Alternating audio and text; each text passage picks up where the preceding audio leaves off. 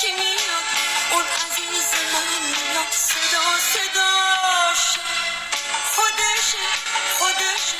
این همون صدا گرماشناشه چجوری بهش بگم